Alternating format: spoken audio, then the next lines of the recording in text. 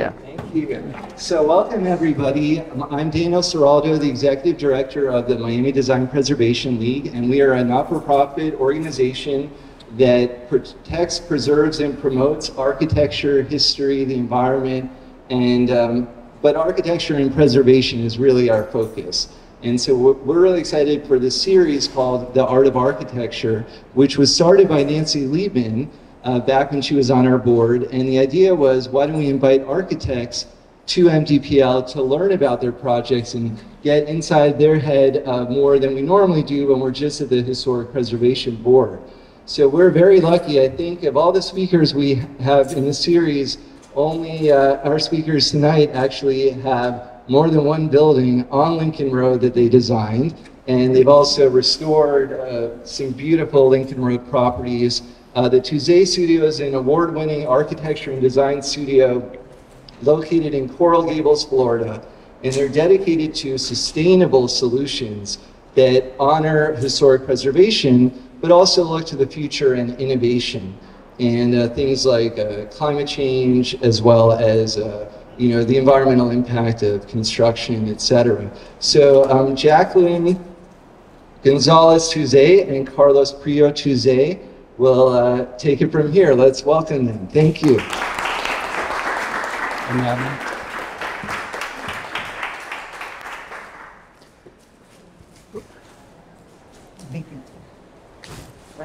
So before I start, just wanted to thank Daniel and the board for inviting us to speak to you tonight. I'm Carlos. Oh, is it not on? Is it what? Is this better? Yeah. Okay. Hi, and I'm Jackie. Thank you so much for coming out tonight. It's an honor to be here. We've been here on several occasions to talk about projects, and it's great just to share a little bit about the philosophy and the approach that we take to our work.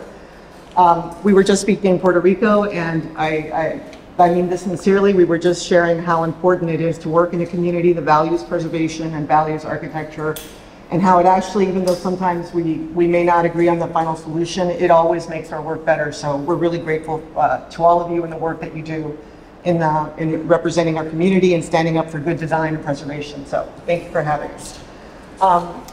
We're going to take you through 4 projects. And some of them are historic preservations, and some of them are adaptive reuse, and some of them are new construction.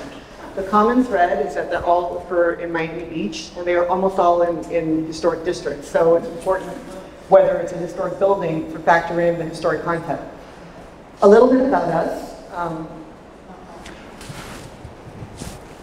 Okay, so both of us do have some history in Miami Beach from, in my case, almost the dark ages. So I've been here a long time, and for us it was very exciting when we finally started the firm to have one of our first major projects on Miami Beach, a project we're very proud of, in spite of the fact it never got built. That was Vitry. So a little bit about background.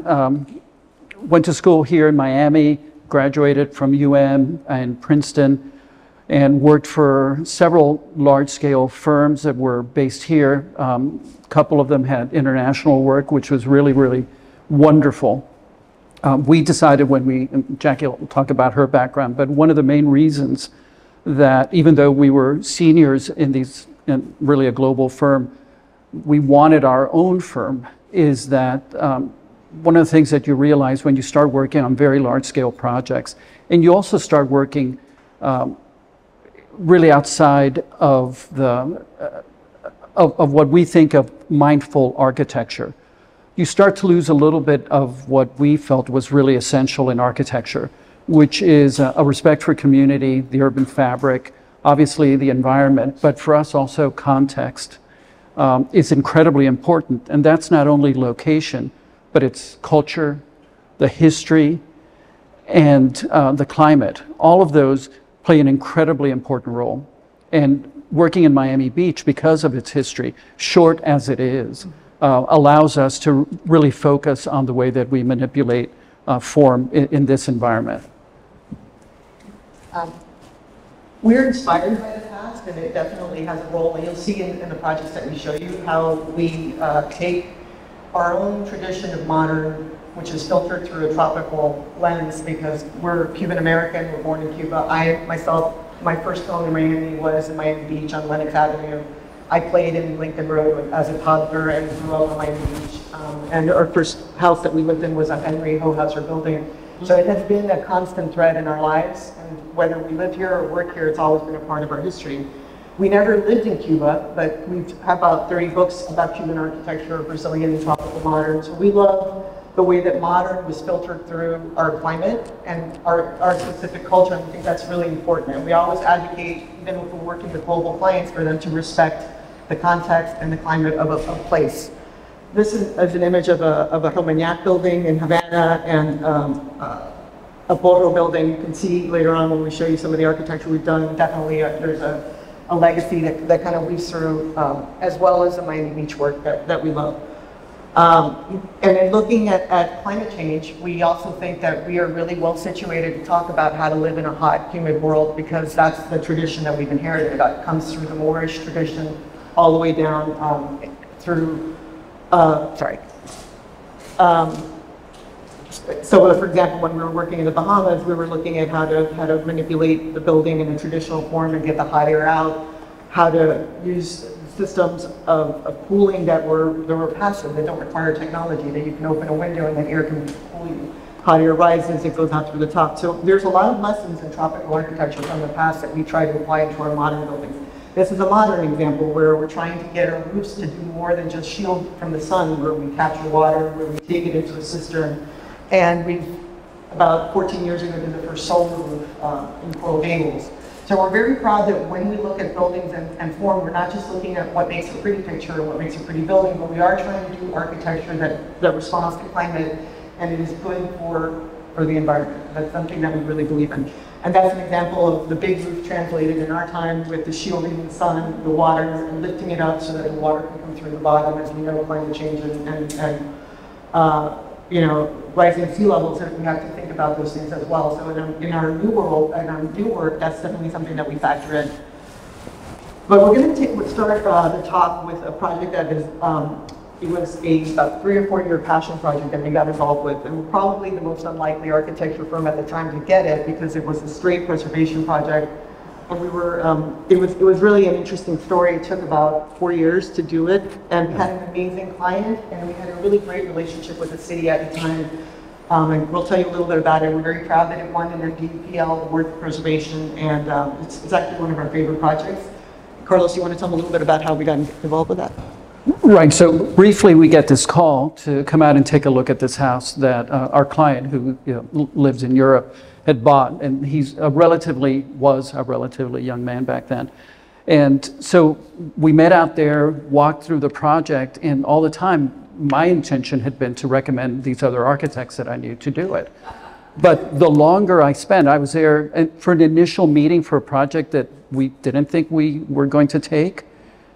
I fell in love. It was 2 hours of just walking around, and it was incredible because the house had really not been maintained, but had amazing bones. And so we agreed to go ahead and take it on. We were so ecstatic, we actually couldn't let it go. He said at the time, the reason that we got the project, we were working at the time on Apple in Lincoln Road. So it was very interesting. Here we are presented with a Pan Coast project that is a non-touched, beautiful house with all the bones that are there, everything's there. It needs some TLC, but it's in good shape. Yeah. And at the same time, we're working on Apple and trying to explain to Apple about Russell Pencoast and taking them to the Bath Museum, trying to get them to use Keystone or at least have some respect for our materiality. So we were deep into Pencoast at the time. And all of a sudden, William Carey shows up on our doorstep with a book of photographs from the original owner. And which just blew our mind when we got the job. The reason that we got the job, he said, is listen, if you can handle Apple, that means that you know how to integrate technology. You can work with the pickiest people in the world. And I want my house to I want to feel like Grace Kelly. I want to walk into my house. I do not want to see an air vent. I do not want to see technology. I do not want to see anything that is not of its time. It needs to be absolutely invisible. And it was because of the fact that he thought we could integrate technology in a completely invisible way and respectful to the bones of the architecture that we got the project. And because we had a great deal of attention to detail and materiality. So anyway, back to this book. We were super excited to get it. It had a bunch of kind of, probably in today's age, a little bit cultural appropriation. There were pictures of the gentleman, Mr. Stebbins, who was an industrialist from the north, from Michigan. It came down. You can see him dressed in a Moorish garb. And it said, these are the original writings, and we didn't write this. It said the Moor of Miami, and it had a bunch of really interesting photographs. This is like a little assemblage of the ones that we looked at a lot. You know, he had a little sign that said,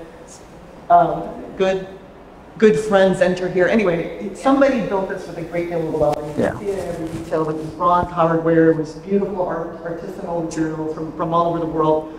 And our job was to really, first of all, get to know this lady, understand what she was about, and really understand the historical references that were being made, because this was Panca's really immersed in the Mudahar and the Moorish tradition. And we basically took a deep dive into learning about it ourselves. And some of the elements of Moorish architecture that you can see are the mashraya, the wooden kind of boxes that stick out and protect and kind of shielded the people from the sun during the midday, and then just some really gorgeous detailing that they had. I don't have time to take you through the whole thing, but it had the twisted columns. It had in Cuba, they used to train architects that there were three essential elements in colonial Moorish architectures: patios, persianas, and portales. And this house had all three, which are porches, courtyards, and persianas, which are the sunshade. And that's, sadly, we got cut off from that tradition because we didn't grow up in Cuba, but we started to rediscover it in this project and read up about it. And during this time, actually, we were able to go to Havana for the first time and get to visit some of the houses there. So it was a really meaningful, and for us, it was like a master class in architecture, and it really reconnected us to some traditions that we really, we're very privileged to learn about. So here you see the courtyard, and you see a little caretaker cottage. There was a garage in the rear, and then the second floor. It was a small house because back then people actually let the lot be a larger lot, and a small house and a large lot. Imagine that. Imagine that. And we love that this client was sophisticated enough to understand that the beauty of that was his job, which is to get out of the way and not mess it up. And he just wanted to bring her back. So what a wonderful, what a wonderful opportunity. So the program ended up being really all restoration, and all he was asking for was a bedroom that could also be a recording studio, a place where he could compose and sing and record. And these are some images of when we first went out there. And in the previous image, just really quickly, a couple of things to look at. You can start to see, well, maybe not in the light, but there are scissor trusses, everything is wood. There were these bizarre 20 coats of white flat paint objects hanging from the ceiling, and these walls that appeared to have been filled in, where it looked like windows and doors wanted to be. So here, gorgeous cathedral room. It was right. The plans, yeah. And so you start to see, we were looking at this, and fortunately, we already knew from the historic photographs what was going to happen. So part of this was to be able to tear down all the masonry and bring it back to what it was originally. And at that point, and these are all mahogany, solid mahogany. And another requirement was that the sound had to be really controlled, because sound was incredibly important for him. So all of these doors, everything, the mechanisms are amazing. Oh, this one. So we were able to restore the ceiling. It really just had bad varnish and dirt and time. That was all cleaned out, cleaned up completely. The white painted, these were wrought iron light fixtures. The gentleman, well, so one thing to mention, he actually got us in touch with someone who could do not only this painting, but a mural that he did in the dining room.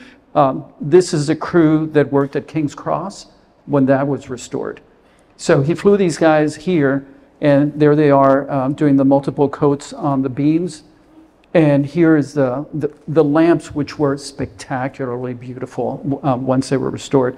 This is, in the previous shot, that's what we ran into. It had been boarded up, all of this mechanical equipment outside. And then this is, we were able to bring it back. Actually, one of the Italian plates, there's a lot of Italian enamel work and a lot of ceramic work, sorry. All of that was restored Do you want to go through? We'll share. Sorry. This was, we had to find local craftsmen that could recreate some of the details that had been damaged in the plasterwork. So we were able to cast it in rubber molds and then have it recast by recast. So when we say it was a labor of love, it was a labor of love. It was trying to find the right craftsmen all over. Sometimes they usually would try locals, but if it wasn't local, then we would go outside of local to find the right people. And really he spared no expense. And I know that's sort of a dream job where you don't really have a budget, so that it's not the norm for architects to have something like this, but I think he really understood what he had in his hands, and he valued it enough to really do it right, and it is a showcase of what preservation can do. One thing I wanted to mention, he had been looking for houses for over a year here in Miami Beach, and when he found this one, his argument to us when we were talking about it was, look, I just saved myself half the cost in buying this house instead of a condo where I have absolutely nothing personal. Yeah. Yeah, so, even the doors and the wood, it's down to the details. But so this was the integration part with the technology. What do you do with a house that didn't have AC, and how do you put it in there in a way that doesn't look like after the fact and take away? So we noticed there were some plaster details in the ceiling.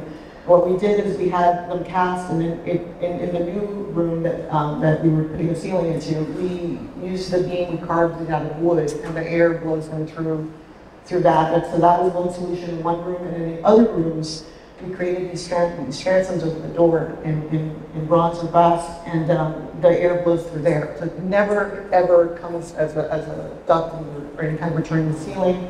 And if it wasn't possible to do it that way, there was another room in the great cathedral room that we did it in the millwork, so that air returns in the millwork. So there were a lot of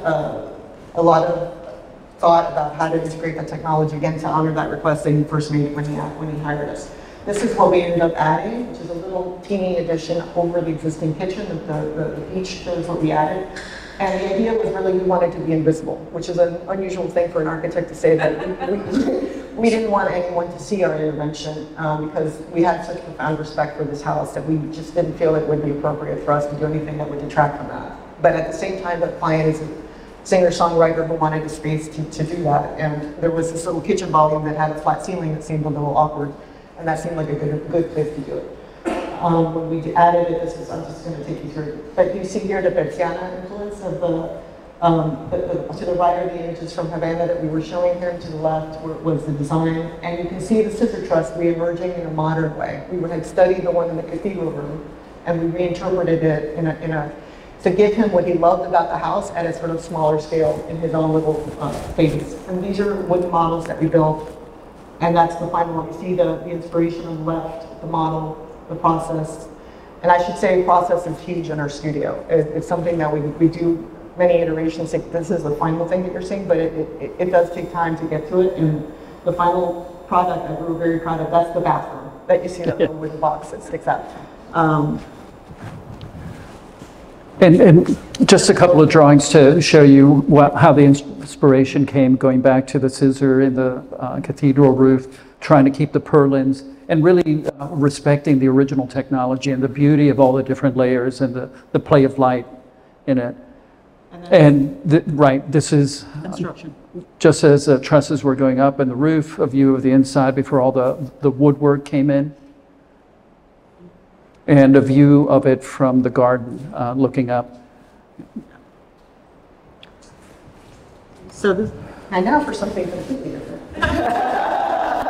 The other one is probably closer to your heart if you're here from a preservation standpoint. But sometimes you do have an opportunity or a project that presents itself in a historic district where this is on the site of a pottery barn building on the corner where it wasn't a historic building. It had been replicated to be, and so it was deemed not historic.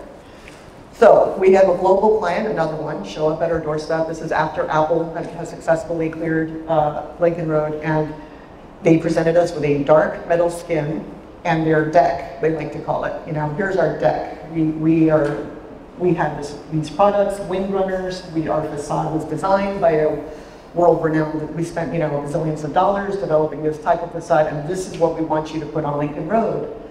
And we had gone through with Apple this whole conversation about, well, as much as you are a brand, And I think Clotilde said this from NZPL, which I loved her for it at that moment. She said to Apple, as much as you are a brand, Miami Beach is a brand. And we cannot put something that you put in Portland because it makes sense with an industrial, dark, dreary climate where a dark skin makes sense. You cannot put that same solution in a place like Lincoln Road. You have to give something unique, and you have to give something that, at least from a materials perspective, has something to do with the place. And so that was the argument we made to them, is that you can, the way that we play here, the way that sport is done in Miami, the culture in Miami is different than Portland. This is the actual deck that we took to Portland when we talked to them. We came with a little piece of white concrete that was, and we were trying to explain climate and culture to them, and said, Latin Americans and Floridians and Caribbeans, we don't play like in Portland. We go outside. It's a sunny climate. A dark skin won't work here. You'll completely miss it if you do that. And we talked to them about the traditions of building for the sun. And we had just done the Pan Coast House, and we had just done, we talked about this a lot with them, is that if you design in a tradition of the place with the climate in mind, you would never design a dark skin metal building for a climate. And this is sort of the examples of why, because we designed, yes, to protect ourselves from the sun, but the number one thing they tell you if you want to avoid heat gain is to do a light colored facade and a light roof. It just doesn't make sense to do anything else.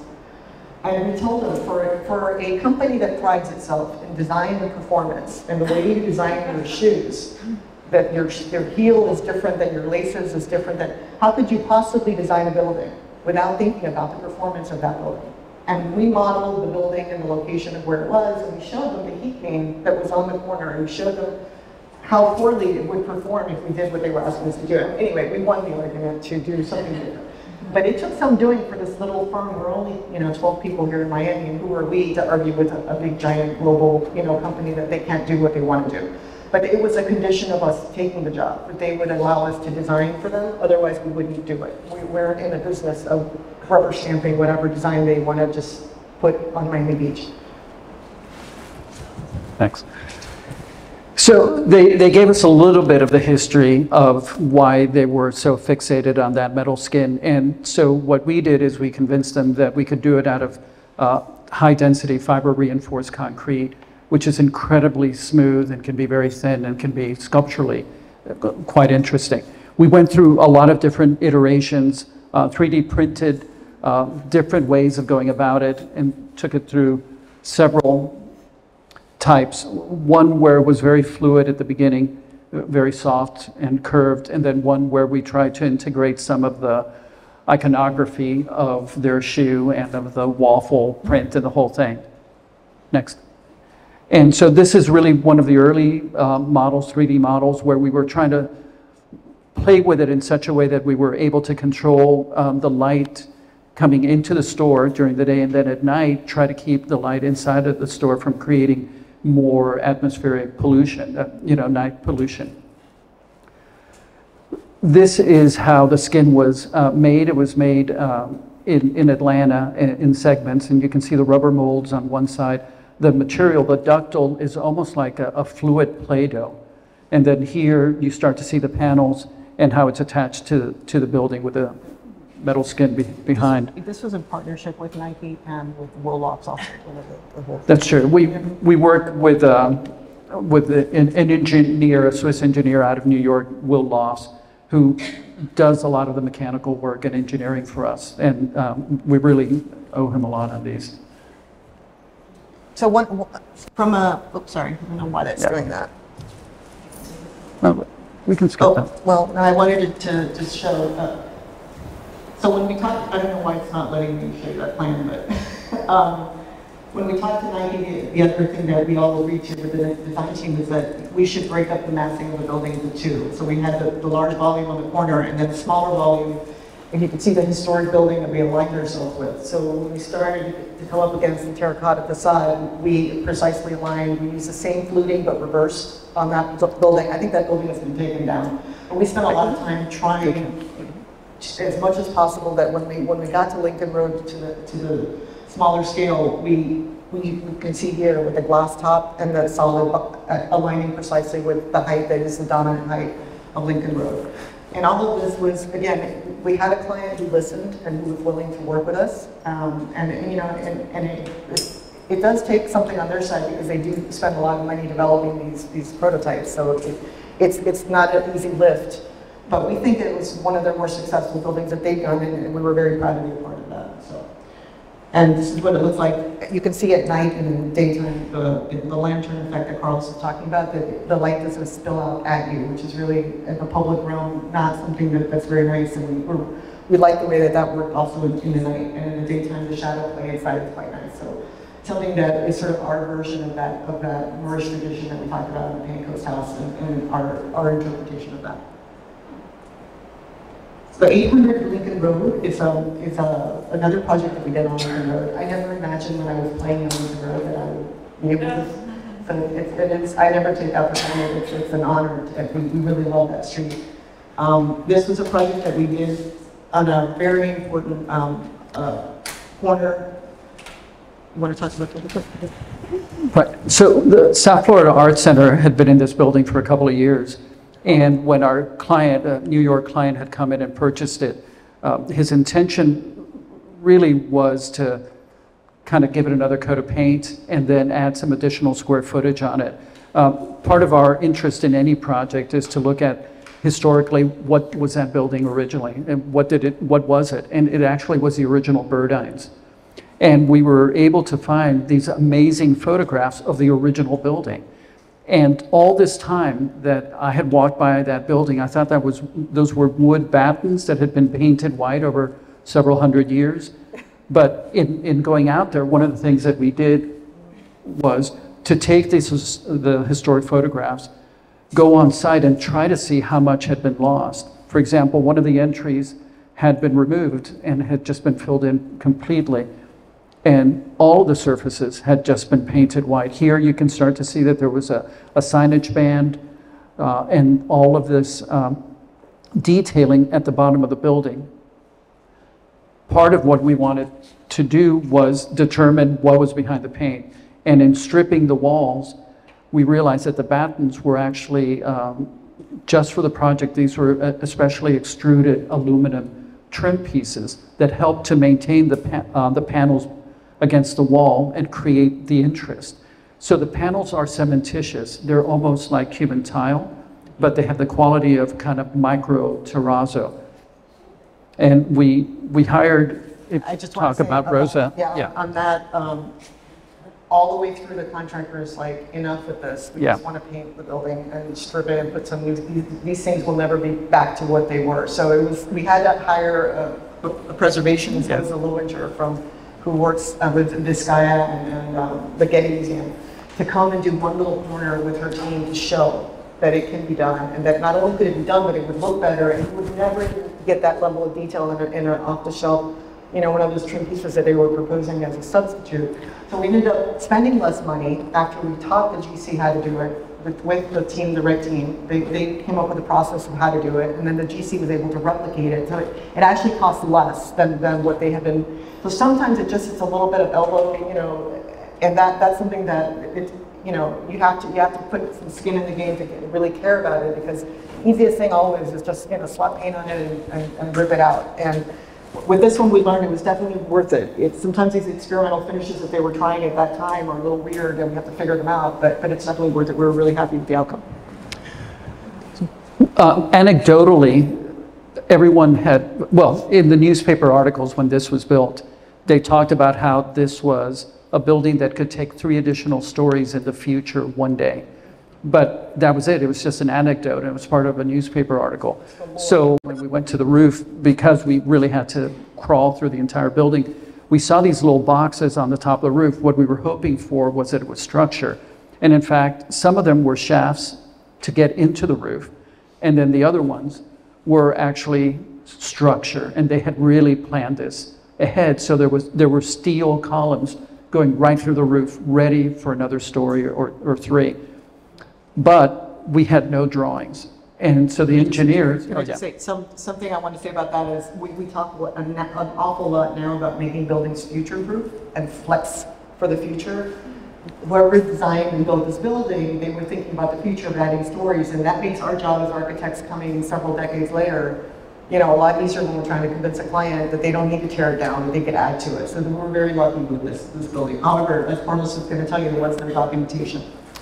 Right, so we had to be able to prove that it would take the weight. Now, the floor had been damaged severely for decades because of different stores that had gone in there. So we were comfortable, we had an alternative, cut through the slab next to the column to try to see what the grade beams in the foundations look like.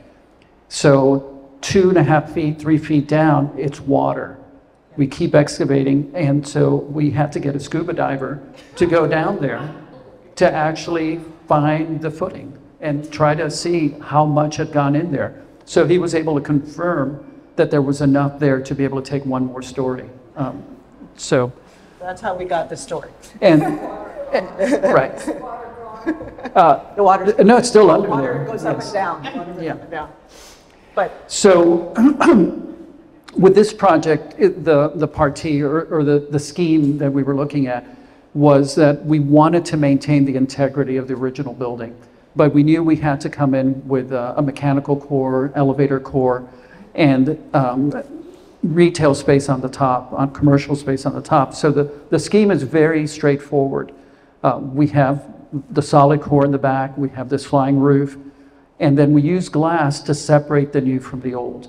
So during the day it's a void, and then at night it's illuminated, but you never violate the original volume of the building. And you can see it here. that flying roof is another motif that we love. Again, shade. That's what makes that project successful. We were a little bit prescient on that project because it was right before the pandemic. It ended.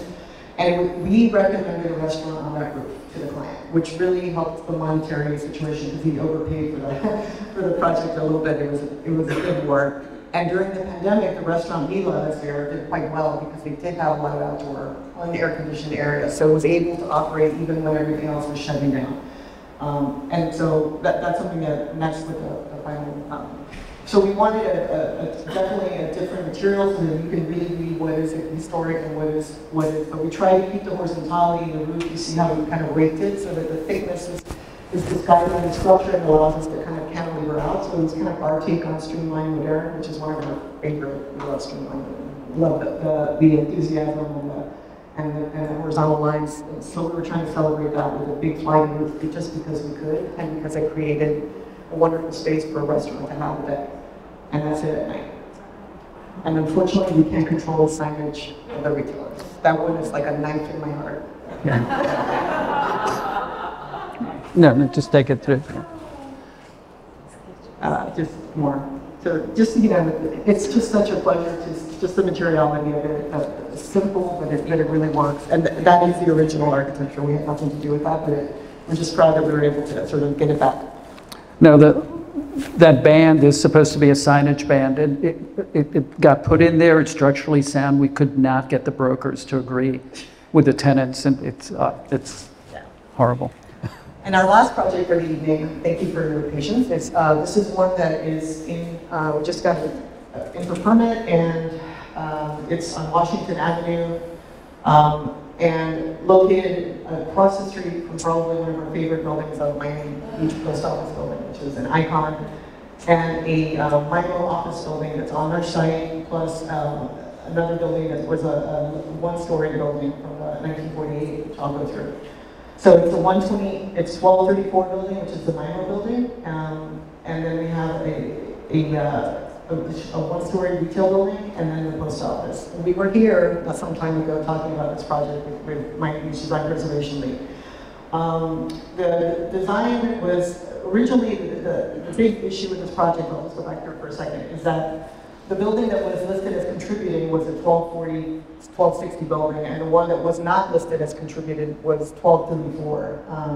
But in our analysis of the project, what we understood would be a building that absolutely could be restored and should be renovated was the taller building, because it was in the best shape. It had not been altered. It was still functioning as an office building. It just needed also to be kind of brought back. The other building, and this is some images of the historic that we did, the historic report was done with Arthur Marcus, and he helped us with that. You could see there was a kidney-shaped pool, debris soleil, just a really beautiful expression. Even the what we call there are no rear facades, but the facade that faces the back was also beautifully composed. Everything about it was quite beautiful, and we were really excited to keep it and to bring it back. These are just images of the soleil. And the other building, the 1260 building, was built in 1948. The architect was E. Robinson. And these were the original images. We only found two, our architect found two. And you could see that the facade was quite articulated. It had an interesting bulkhead, and it had like a zigzag in the storefronts, which was pretty cool. It was a short, the ceiling heights were quite short, and what we found is that none of this original material that was cool about it kind of was retained. It had been pretty drastically altered. You can see the flat facade on the left, and just the bulkhead. So we couldn't figure out, and we didn't have drawings, and we didn't feel comfortable retaining. In some cases we have done this where we hold the facade wall from the front, suspend it, and then build behind it. But to hold this up when it wasn't original and the geometry wasn't original and nothing about it was original was going to be such a structural gymnastics, and anytime the roads are raised, this building wouldn't be viable at the height that it was. So, and this is not something that we do lightly, and in fact our firm has projected work where the intent is to demolish. It's something that when we see it, you know, it gives us great pause. So but we did feel in this case that it wasn't going to work with the scheme, and that it was going to be incredibly difficult to hold it up and to no real purpose.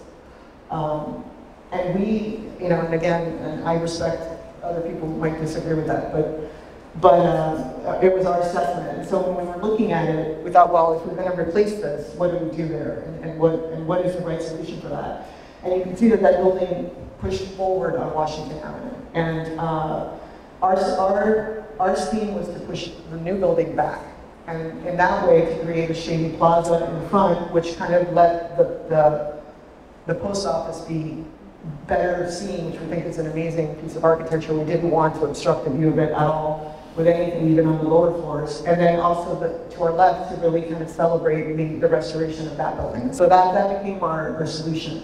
You can see that the post office had materiality that we were looking at, and the way that the volumes worked on the Lima building started to influence some of the design that we were looking at as well. So while we don't like to mimic historic buildings or copy, because we think you should be able to read the time as it goes through, more and more as we see a lot of the historic fabric being taken out because of climate change, because we start to think, well, you know, we have to honor it, and we have to somehow make reference to it, because otherwise we will lose our vocabulary.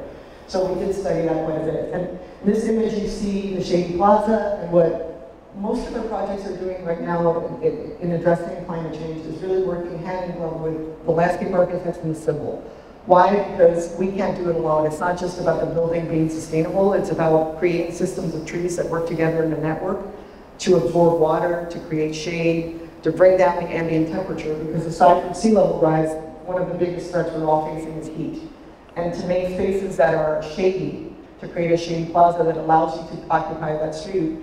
And then you can see the other issue with rising sea levels, how do you deal with that first floor? And what we did is we looked at the Miami Beach hotels that have front porches, and what we did is we designed the front porch with a green edge, so that when the road gets raised, and we took advantage of that freeboard, and I'll show you the section in it, we're able to adjust that first floor by making it slightly oversized, and so that it can flex with time. So that has been something that I shared this in Puerto Rico with some of the architects there, because there everybody's sort of saying, how do we adapt? How do we do this freeboard thing without making terrible sidewalk conditions where you're facing a blank wall? And so that's something that we're really looking at how to do.